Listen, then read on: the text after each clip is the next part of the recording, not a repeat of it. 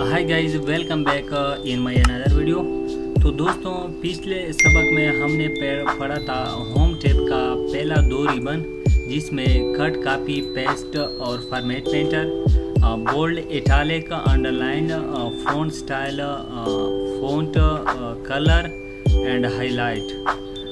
तो अब हम पढ़ेंगे आगे न्यू रिबन के बारे में। तो सबसे पहले हम यहाँ पर कुछ टेक्स्ट लिखते हैं, जैसा कि ये हमने कुछ टेक्स्ट लिख लिया। और सबसे पहले हम यहाँ पर आते हैं बुलेट्स में। तो बुलेट्स का मतलब होता है, जैसा कि दोस्तों आपने देखा होगा कि किताब में मुख्तलिफ पैराग्राफ होते हैं और उसमें बुलेट दिए होते हैं, जैसा कि मैं आप लोगों को शो करता हूँ। ये बुलेट्स सबर कर मैंने सिलेक्ट नहीं किया, ये टेक्स्ट को हमने सिलेक्ट किया और यहाँ पर आ गए हम बुलेट्स में। और ये बुलेट्स देखो, हर पैराग्राफ का अलग अलग बुलेट्स होता है, अलग अलग निशान आगे बन जाता है। जैसा कि हम जो भी निशान हम देते हैं वो बन जाता है। इसके बाद आने वाला जो है हमारे पास, इसको मैं मिटाता हूँ। उसके बाद है नंबरिंग। तो हम नंबर भी दे सकते हैं, यानी कि हर पैराग्राफ को अलग अलग नंबर, यानी कि फर्स्ट पैराग्राफ हो गया, सेकंड हो गया, थर्ड हो गया, और इसी तरह हम रोमन नंबर भी दे सकते हैं और इंग्लिश वर्ड भी दे सकते हैं। उसके बाद थर्ड नंबर पर है हमारे पास मल्टी लेवल लिस्ट, जिसमें हम मुख्तलिफ़ किस्म के नंबर, हेडलाइन और ये दे सकते हैं। जैसा कि ये हमने हेडलाइन दिया, first headline, second and third. यहाँ पर हम हेडलाइन भी दे सकते हैं और नंबर वगैरह सब कुछ दे सकते हैं। उसके बाद ये नीचे है, नीचे आप लोगों को जो नज़र आ रहा है, इसमें हम इसे कहते हैं अलाइन टेक्स्ट लेफ्ट, जिसका शॉर्टकट ये Ctrl+L, और ये है सेंटर Ctrl+E, और ये थर्ड नंबर पर है अलाइन टेक्स्ट राइट Ctrl+R, और ये फोर्थ नंबर पर है जस्टिफाई, यानी कि सारे इक्वल हो। इसका मतलब दरमियान में आ जाए, दरमियान से राइटिंग स्टार्ट हो। इसका मतलब राइट से राइटिंग स्टार्ट हुआ हमारा, और इसका मतलब जस्टिफाई, यानी कि सारे इक्वल हो।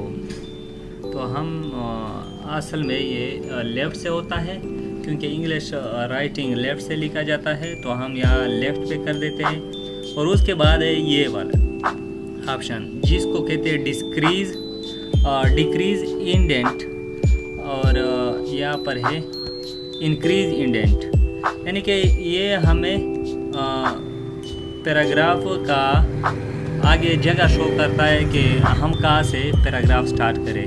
यानी कि जब से भी हम पैराग्राफ स्टार्ट करते हैं, यहाँ पर क्लिक करके वहाँ से हमारा पैराग्राफ स्टार्ट हो जाता है। यानी कि पूरे पेज पर हम स्टार्ट करते हैं, या आधे पेज पर, या आखिर एक साइड में हम टेक्स्ट लिखेंगे।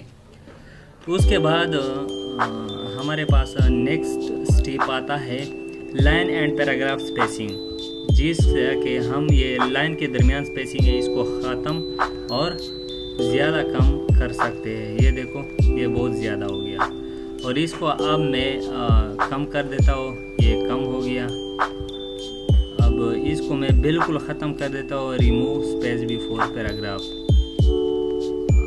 नहीं हुआ, सब्र करिए। ये देखो, ये जो है ना, ये लास्ट ऑप्शन है। यहाँ पर अगर क्लिक करते हैं तो रिमूव स्पेस आफ्टर लाइन, ये लाइन के दरमियान जो स्पेस है वो ख़त्म हो जाएगा। उसके बाद है हमारे पास left to right text direction, और दूसरा है right to left text direction. अगर हम यहाँ पर क्लिक करके तो राइट से राइटिंग हमारा स्टार्ट होगा लेफ़्ट की जानिब, और अगर हम लेफ़्ट पर क्लिक करते हैं तो लेफ़्ट से हमारा राइटिंग स्टार्ट होगा राइट की तरफ। तो ये असल में लेफ़्ट वाले पे होगा।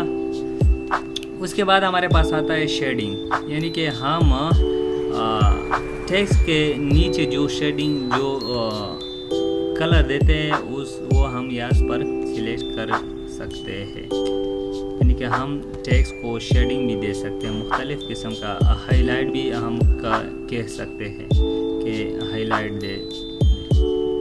उसके बाद हमारे पास आता है नेक्स्ट टू बॉटम बॉर्डर, यानी कि हम बॉटम पैराग्राफ के नीचे बॉर्डर दे सकते हैं, ऊपर भी दे सकते हैं और लेफ़्ट भी दे सकते हैं, राइट भी दे सकते हैं। उसके अलावा हम इसको ऑल बॉर्डर भी दे सकते हैं, यानी कि पैराग्राफ का ऑल बॉर्डर हो चारों तरफ से। तो यहाँ पर ड्रा टेबल, हम टेबल भी क्रिएट सकते हैं। ये असल में टेबल में यूज़ होता है, जैसा कि मैं यहाँ पर एक टेबल क्रिएट करता हूँ। इसी के थ्रू हम टेबल भी क्रिएट कर सकते हैं अपने MS वर्ड में। तो हम आते हैं, अब आखिरी ऑप्शन हमारे पास रह गया स्कैनिंग एंड डिस्कैनिंग। जैसा कि इसका भी मैं आप लोगों को समझा देता हूँ। फर्स्ट करें हमने लिखा है 1 2 3 4 5 6 7 8 9। ये हमने कुछ नंबर लिखे और इसको हम चाहते हैं कि ये डिस्कैनिंग ऑर्डर में हो। तो यहाँ पर आकर हम पैराग्राफ्स यहाँ पर सिलेक्ट करते हैं, पैराग्राफ 1 नंबर और डिस्कैनिंग यहाँ पर ओके करते हैं। तो देखो ये डिस्कैनिंग शुरू हुआ, यानी कि बड़े से स्टार्ट होगा 9 8 7 6 5 4 3 2 1। अब अगर हम इसको स्कैनिंग में कर लेते हैं तो सिंपल सा यहाँ पर आकर स्कैनिंग पर क्लिक करते हैं। अब ये था हमारे पास नंबर। अब फर्स्ट करें मैं आप लोगों को करता हूँ अल्फ़ाबेट कुछ लिखता हूँ, यानी कि ABCD G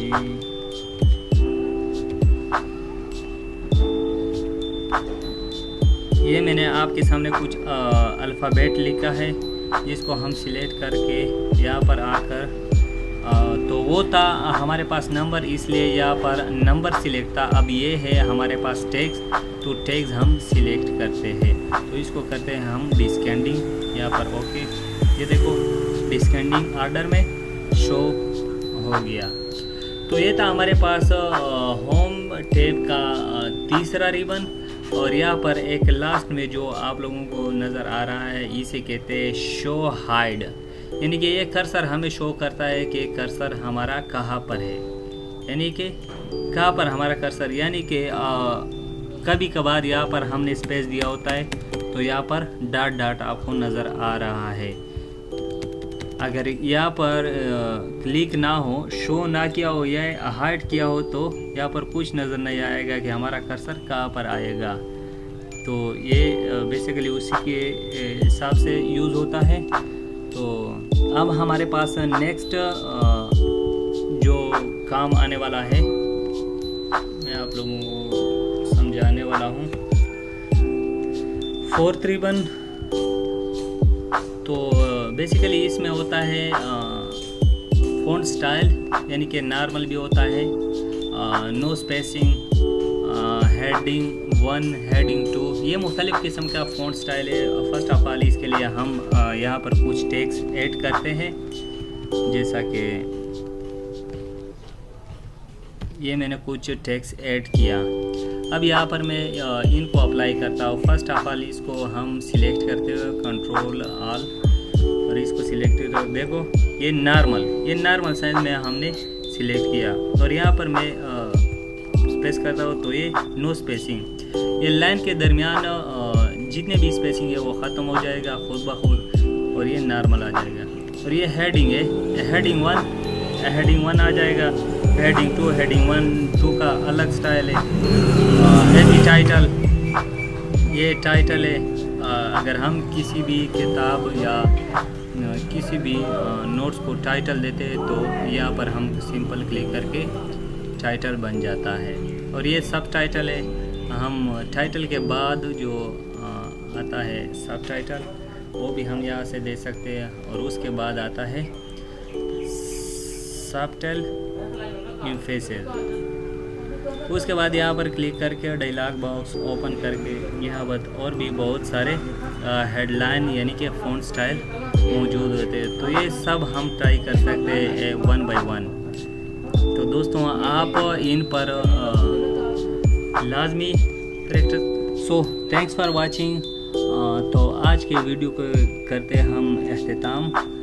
इंशाल्लाह मिलेंगे अगले हम नई वीडियो में नए लेक्चर के साथ, और आगे जितना कुछ भी बचा है वो हम अगले वीडियो में कवर कर लेंगे। और तब तक के लिए मुझे दीजिए इजाज़त। खुदा हाफिज़।